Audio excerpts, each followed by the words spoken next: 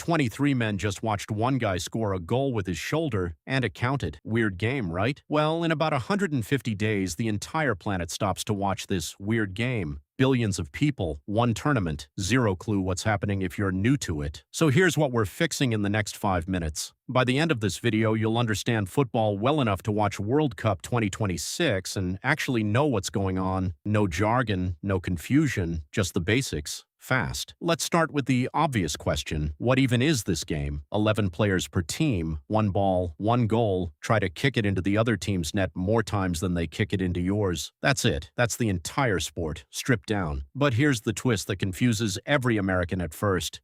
You can't use your hands, not your arms either. Just your feet, your head, your chest. Basically everything except the one tool humans are best at using. Only one player can touch the ball with his hands, the goalkeeper, and only inside a specific box in front of the goal. Everyone else? Feet only. That's actually the whole reason it's called football. Now here's something that'll blow your mind.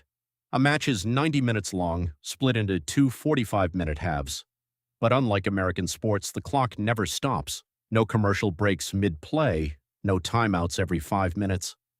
The ref just adds extra time at the end to make up for stoppages, usually 3 to 6 minutes. So when you see 90+4 on screen, that's not a glitch. That's just football's way of saying, almost done, hang tight. Let's talk positions because this is where most beginners get lost. 4 basic roles. Defenders stay near their own goal, stopping the other team from scoring. Midfielders control the middle of the field. Think of them as the traffic managers of the game. Forwards or strikers are the finishers, the ones trying to score, and the goalkeeper, last line of defense, the only guy allowed to use his hands. Here's a fun way to picture it. Imagine a football field like a highway system. Defenders are toll booths, midfielders direct traffic. Forwards are speeding toward the exit, trying to reach the goal before anyone stops them. Now the 2 rules that confuse literally everyone.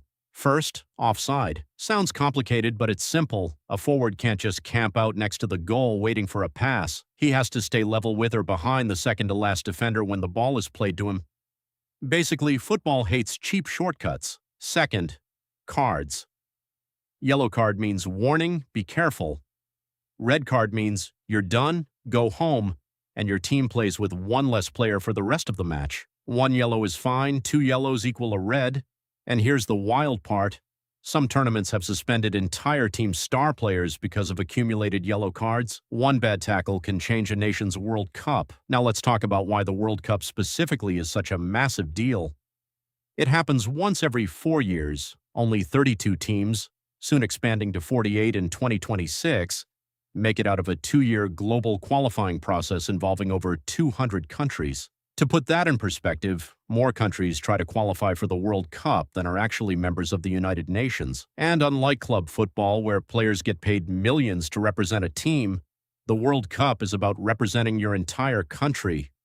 That's why grown men cry on the field. That's why entire nations shut down during matches. It's not just a game, it's identity. Here's one stat that surprises most beginners. The most successful country in World Cup history is Brazil, with 5 titles. But the most emotionally attached fan base? Arguably Argentina, whose 2022 win broke the internet. Literally, Messi's championship post became the most liked photo on Instagram ever. So quick recap. 2 teams, 11 players each, feet only, 90 minutes, 4 positions, watch out for offside and cards. And the World Cup is basically the Olympics of national pride, happening every 4 years, with billions of eyes locked onto every kick. Here's the one thing to remember before 2026. Football isn't just a sport people watch. It's a language nearly every country on Earth speaks fluently, and by watching this video you just learned your first words. If this made football finally make sense, subscribe, because World Cup 2026 is coming and you're going to want to understand every second of it.